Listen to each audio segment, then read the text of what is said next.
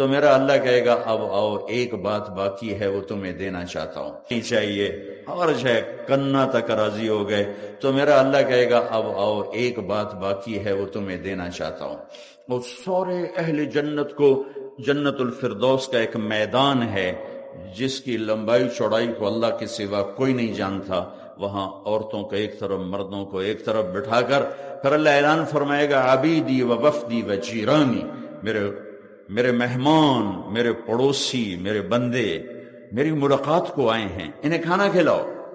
تب ان کے سامنے اللہ تعالیٰ دسترخوان بچھوائیں، وہ کھانے کھا کر انہیں جنت کے کھانے بھول جائیں گے۔ پھر اللہ تعالیٰ فرمائیں گے میرے بندے، میرے مہمان، میرے پڑوسی، انہیں آزاد کر دیا، اب کون سا وعدہ باقی ہے؟ تو اللہ کی آواز آئے گی یا رضوان ارفع الحجب بینی و بین عبادی و زواری،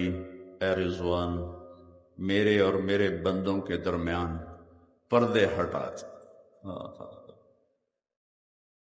امیر خسرو فرماتے ہیں از لذت دیدارش خسرو چه تواں گفتن سردادن و جاندادن نادیدہ رخ یارے، کہ میرے رب تجھے دیکھے بغیر لوگ سولیوں پہ چڑھ گئے، آروں سے چر گئے، ٹوٹے ٹوٹے ہو، حسین جیسے لال شہزادے نیزوں پہ چڑھ گئے، اہل بیت جیسا پاکیزہ خون پانی کی طرح بہہ گیا، معصوم 2 سال کے بچوں کے سر نیزوں پہ چڑھ گئے، پیچھے تو ہی تو تھا اور تو کچھ نہیں تھا، کوئی سیاست کی جنگ تو نہیں تھی، کوئی اقتدار کی جنگ تو نہیں تھی، کوئی حکومت کی ہوس تو نہیں تھی، ایک ہی ہوس تھی کہ اللہ تو مل جا، تو مل جا، کہ اللہ ملا سب کچھ ملا،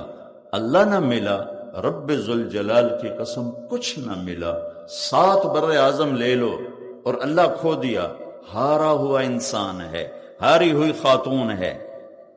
سارا کچھ چلا گیا اور اللہ مل گیا تو جیت مبارک ہو۔